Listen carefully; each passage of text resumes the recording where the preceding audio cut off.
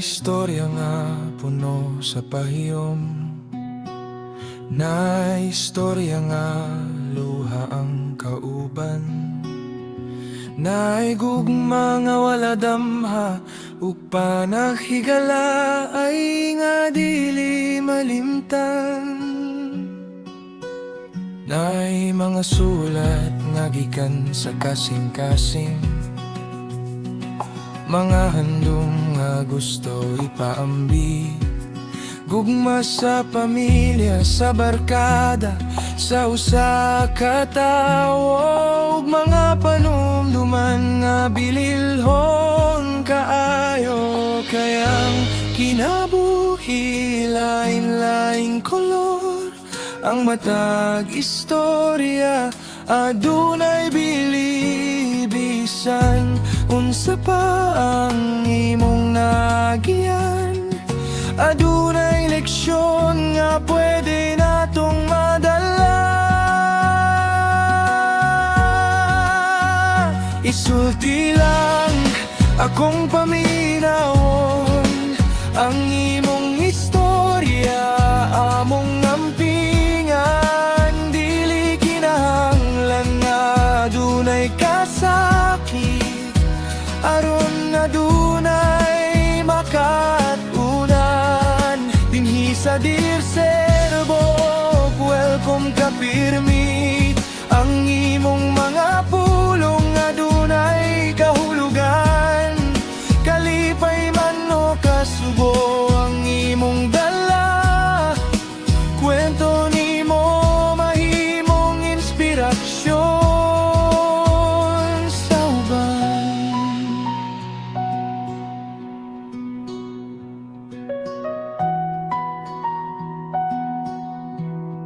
Tingali imong unang gugma, o barkadang hangtod karon imong gihigugma.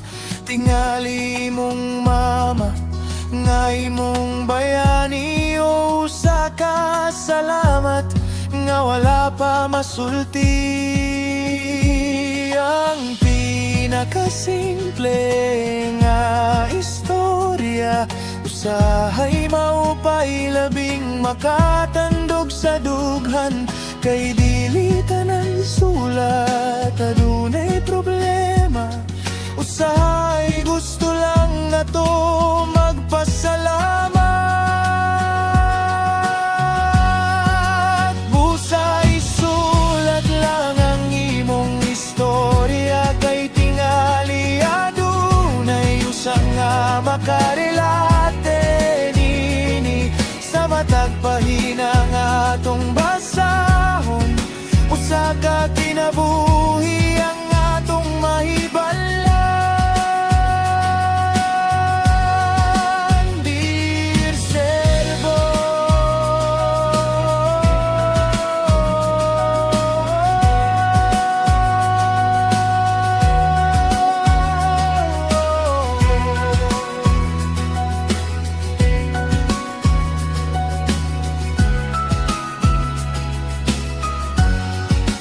dili tanan istorya adunay luha, ang uban adunay gugma, ang uban adunay pahiyom, ug ang tanan adunay leksyon.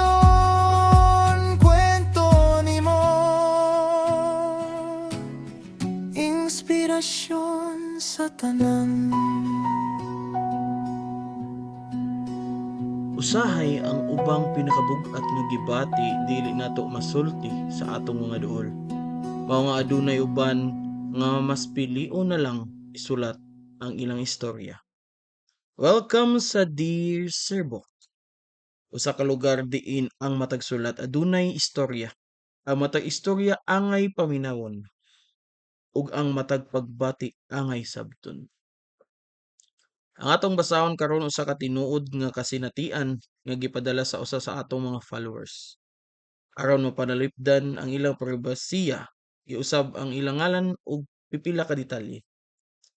Kung naa kay istoryang gustong ipaambit, kabalaka, kalipay, gugma, pamilya o bisan unsang gibati nga gusto nimo ipaabot, mahimo kang mosulat sa Dear Serbok. Karong adlaw atong paminawon ang ilang istorya.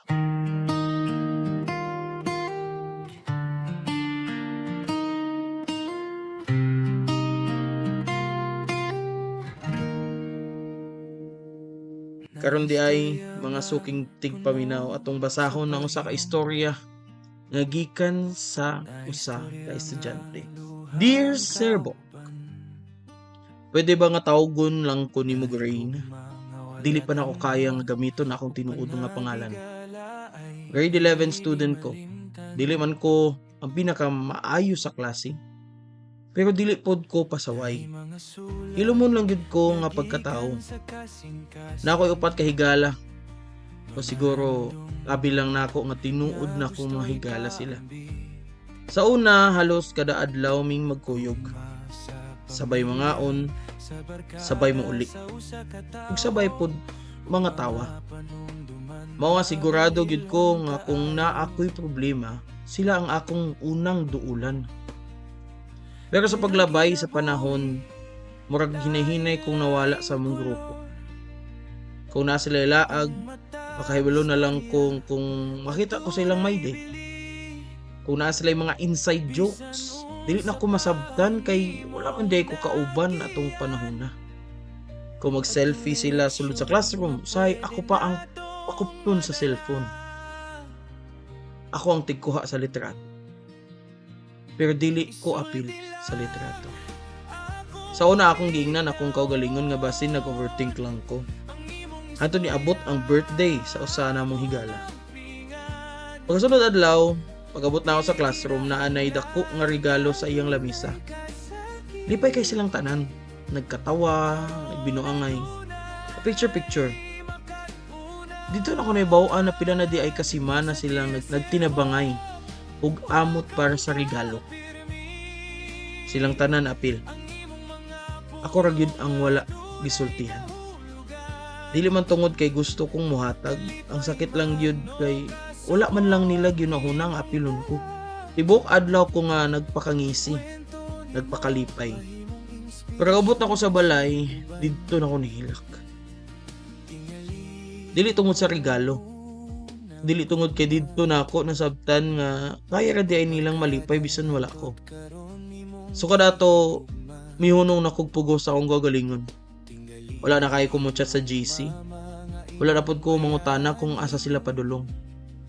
Napulan nako nga magpugos sa akong kaugalingon nga mahimong importante sa mga taong murag wala ra kong naaba ko o wala. Paglabay sa pipila ka semana, adunay bagong estudyante nga nibalhin sa among klase. Ilumon pod siya.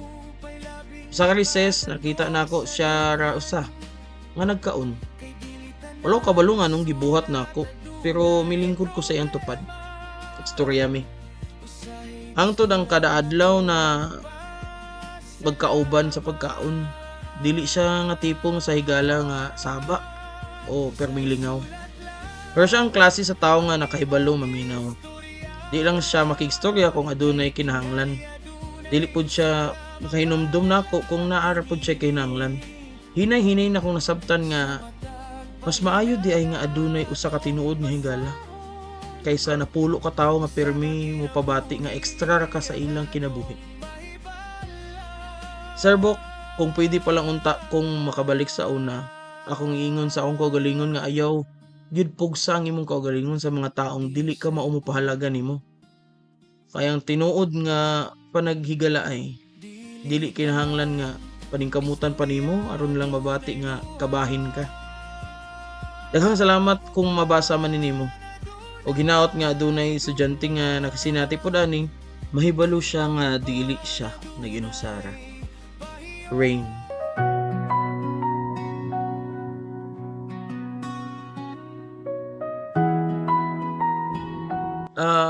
Rain, salamat sa imong pagpaabot sa imong istorya. Kabalo ka usahay ang pinakasakit nga pagbati dili nga mabuli o masakitan sa pulong sa uban. Ang pinakasakit gyud kay kanang mabati nimo nga dili ka importante sa mga taong importante kayo para nimo. Pero gusto na akong mahibal-an nimo og sa tanang nakapaminaw karon nga ayaw gyud ninyo pusa ang inyong kaugalingon nga mauyon o magpabilin sa lugar nga dili ka mo gipahalagahan. Dili tungod kay wala ka giapil, pasabot nga wala na kay bili. Dili tungod kay gipulihan ka, pasabot nga dili ka maayo nga higala. Usayang kinabuhi maoy mubulag nato sa mga taong dili pa nato aron mahatag niya ang mga taong mas angay nato makaila. Hinumdumin ninyo ni mga tigpaminaw. Ang tinuod nga higala dili nimo kinahanglan paningkamutan aron lang mabati nga kabahin ka. Dili kinahanglan magpakabuta, magpakahilom o mag-usab sa imong kaugalingon aron dawaton ka. Kung naman kay barkada karon nga permi kang biyaan, kahadlok nga mag-inusara ka sa makadiyot. Kay mas maayo nang mag-inusara kaysa ma-feel nimo nga nag-inusara ka bisan daghan mong kauban. O para sa tanang estudyante nga nakarelate sa story ni Rain, gusto na ko may bala ninyo nga naay pay daghang tawo nga mo appreciate ug mo value ninyo. Ayo lang gid ihatag ang inyong bili sa mga taong dili ka mao mopahalaga nini. Kay usahay ang pagkawala sa sayop nga mga tao mao di ay ang pagsugod sa pag-abot sa mga sakto. Mga higala, this is Sir Book o ginaot nga sa matag storya nga atong mabasa na akitay usa kabutang nga makatunan ug madala nato sa atong adlaw-adlaw nga kinabuhi. Tingali imong unang gugma o barkadang hangtod karon imong gihigugma. Tingali imong mama nga imong bayani o usa ka salamat nga wala pa masulti. Ang pinakasimple nga istorya usahay maupay labing makatandog sa dughan. Kay dili tanan sulat adunay problema, usahay gusto lang nato magpasalamat. Busay sulat lang ang imong istorya, kay tingali adunay usa nga makarelate nini sa matag pahina nga atong basahon. Usa ka kinabuhi ang atong mahibalan. Dear Servo,